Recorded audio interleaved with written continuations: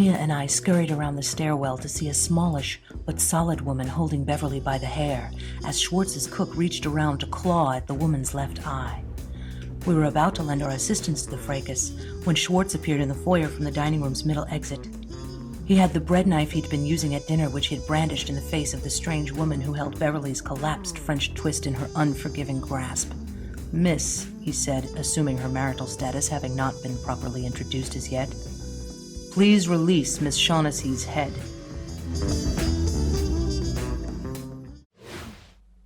Elderly man retires, then moves into retirement home full of single women. On February 11th, Pope Benedict announced his plan to retire at the end of February. That story became front-page news of almost every major newspaper in the world. Hours of network television time were dedicated to the story. The Huffington Post's Facebook page, dedicated to religion-centered stories, altered their cover image to one featuring the pontiff and ran 7 stories on the event, with 8 more the day following. A photo of lightning striking a lightning rod on top of St. Peter's Basilica went viral. Meanwhile, on that same day, Egyptian Muslims selected their first new Grand Mufti in 60 years. The day just before the Pope announced his resignation, the Syrian Greek Orthodox Church enshrined a new patriarch. The Anglican Church had just a month prior seated a new Archbishop of Canterbury after the previous one resigned his post. Late last year, the Copts, a Christian minority church in Egypt, seated a new pope of their own. We at Infidel covered all of these stories and treated none of them as less significant than any other. The high school in Sullivan, Indiana has a prom which is inclusive and open to students regardless of sexual persuasion. However, a movement has started in which several students, their parents and one special needs student's teacher have petitioned the school for a separate prom which would exclude gay students from attending. Speaking to television station WTWO, Diana Medley, the special education teacher mentioned earlier, said of the homosexual students, "I believe that it was life circumstances and they would choose to be that way. God created everyone equal. Homosexual students come to me with their problems and I don't agree with them, but I care about them. It's the same thing with my special needs kids. I think God puts everyone in our lives for a reason." According to Southwest School Corporation Superintendent Chris Stitzel, the district has no plans to honour the request for a second restricted prom and assured that the open prom will go ahead as planned.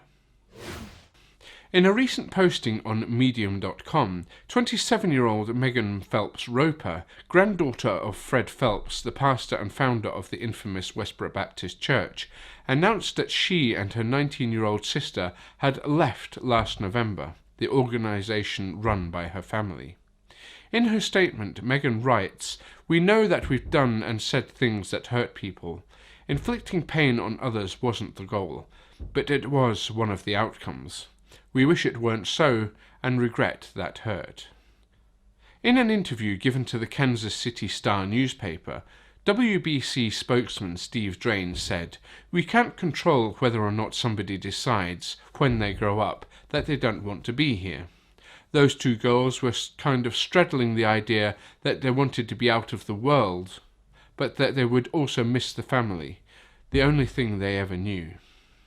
Drain then added, "If they continue with the position that they have, those 2 girls, they're going to hell." For their part, Megan says, "The family now consider us betrayers and we are cut off from their lives. But we know they are well-intentioned. We will never not love them."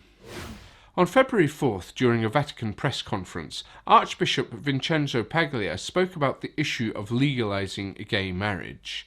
That day, a report appeared in the religious news service which began as follows. A high-ranking Vatican official on Monday voiced support for giving unmarried couples some kind of legal protection, even as he reaffirmed the Catholic Church's opposition to same-sex marriage. 2 days later, in an interview for Vatican Radio, the Archbishop complained that his message had been derailed, to use his own word, insisting that the Catholic Church supports the efforts by French bishops to lobby for the continuance of the laws denying gay marriage rights. He added, "It is something else to examine if, in the existing legal systems, these norms that protect individual rights may be derived. This is something completely different from the approval of certain possibilities." So to reiterate, on February 4th, it was reported that according to Archbishop Paglia, the Church opposes gay marriage on moral grounds, but supports civil legal protections for gays who marry. But on February 7th, he clarified that the Church supports civil legal protections for gays who marry, but opposes gay marriage on moral grounds.